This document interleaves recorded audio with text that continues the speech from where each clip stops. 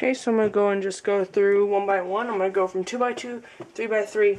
Then I'm going to go Pyraminx, Skewb, and that's pretty much it. Okay, so for 2x2, it's not too anything special. It's just Ortega method. It's not too complicated. I can average around 5 seconds on it, but of course this average I did was really bad. So basically I'll give you a little overview. Basically you solve the bottom side or any side. It doesn't have to be correct. Then you do an algorithm. I believe there's about 8 cases or so for the top side, and then you do a last layer case, which I believe is CPLL. Isn't these the algorithms are like that? The last layer are pretty long though. This method is really nice and I really recommend it. I've been using this method, I'd say, for about a month or so now. It's not too hard to get into. I use it quite often. Actually, I use it every time. It took me about a month to learn. The algorithms are really long. So yeah, pretty much the last layer algorithms, I figured them out just because they are multiple algorithms put together.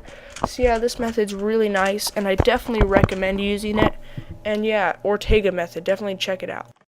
So yeah, I'm just a normal person. I just use CFOP. Now, I use 2-look-OLL currently, and I currently know all full PLL, and I'm just about to start learning full OLL. I know, I would say about four extra cases that aren't in 2-look-OLL, just on accident pretty much, but I'd like to learn ROKES or row method. It looks pretty interesting. But 3x3 is my least favorite event, and I'm not the best at it. I don't usually practice 3x3 though, but CFOP, great method. You probably already know what it is. So Pyraminx is a pretty wide, varied event. When you do Pyraminx, you want to learn multiple methods, and their scrambles can be solved quicker with certain methods than other. So it's good to know like 3 to 4, maybe even 5 to 6 methods when doing Pyraminx. But the one that I mainly use is one flip. But I also use I also use a V-first method, I don't remember.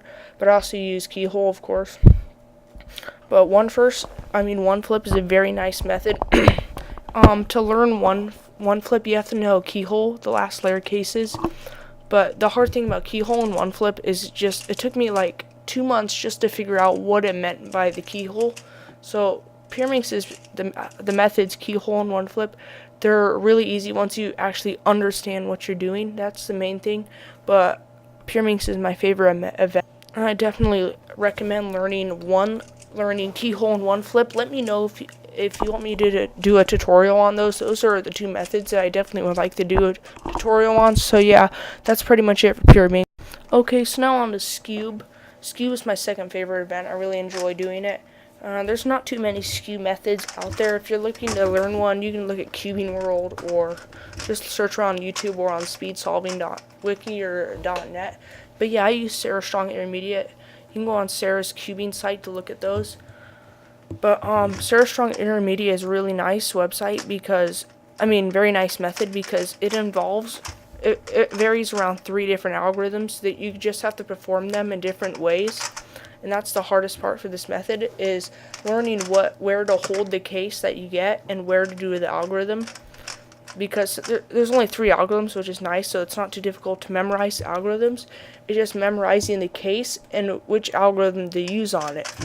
Because I believe there's around 10 different cases, I'm not quite sure. Yeah, I average about 8-9 seconds on Sarah Strong Intermediate, and I've been using it for about 3 days. So yeah, I definitely recommend using Sarah Strong Intermediate. So yeah, that's pretty much it. That's probably the worst average I've ever had in my whole life. Nothing much to say about that. I haven't cubed in like 2 days, so I'm really slow right now. Just recovered. So that's pretty much it for this video, guys. Hope you enjoyed. Thanks for watching, and see you later.